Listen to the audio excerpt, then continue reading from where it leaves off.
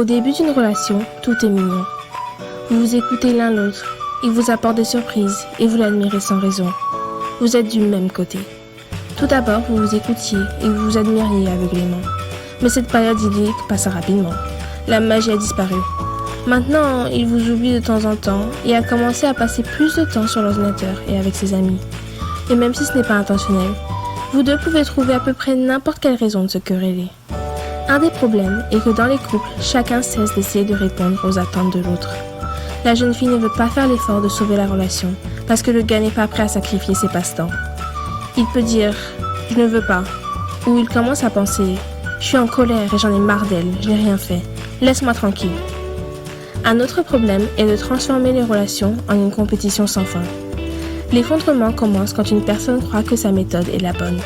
Si ça arrive, il y aura des disputes sans fin et ridicules. Ils devront prouver leur cas. Et bien sûr, quelqu'un sous-entendra la question du « qui a commencé ?» Les relations ne sont pas des compétitions. Apprenez à faire des compromis. Écoutez ce que votre partenaire veut. Dites-vous ce que vous voulez mutuellement et trouvez des solutions ensemble. Considérons 4 problèmes relationnels principaux. 1. Le « j'ai raison ». Tout le monde croit que ses propres exigences sont justes. Il veut se détendre après le travail en jouant à des jeux vidéo. Elle a le droit d'attendre son aide et sa participation aux tâches ménagères et au dîner. Mais seulement voilà, les relations ne sont pas des compétitions. Il n'y a pas de bien ou de mal ici.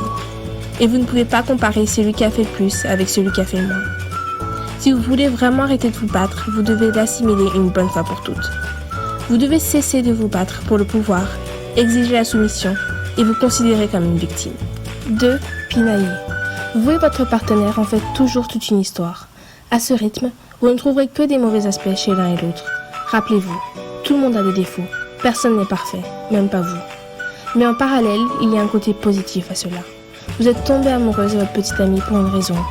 Vous avez vu quelque chose de spécial en lui. Souvenez-vous de ça et concentrez-vous sur ses côtés positifs.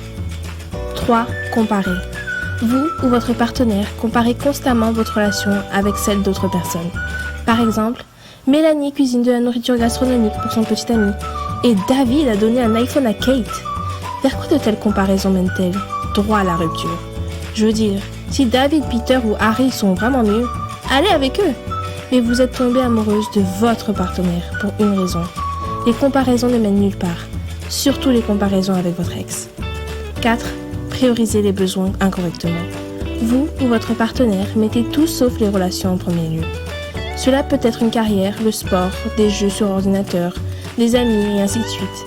Mais sachez que toutes les relations exigent de la détermination. Elles exigent également de l'attention, de l'effort et de la patience. En apparence, tout semble facile. On dirait que vous pouvez juste prendre toutes ces règles et les appliquer. Eh bien, vous avez raison. Mettez-les en œuvre et vous pourrez vivre harmonieusement. Maintenant, bien sûr, vous n'êtes pas un robot. Si c'était le cas, toutes ces choses se passeraient parfaitement comme prévu. Si nous avions des puces à la place du cerveau, nos problèmes pourraient être résolus en une nanoseconde. Mais malheureusement, ou heureusement, nous sommes des êtres vivants, sentimentaux et sensuels. Donc, quand vous vous sentez stressé, essayez un peu plus et donnez du temps à votre relation. Soyez patient l'un avec l'autre et tout s'arrange.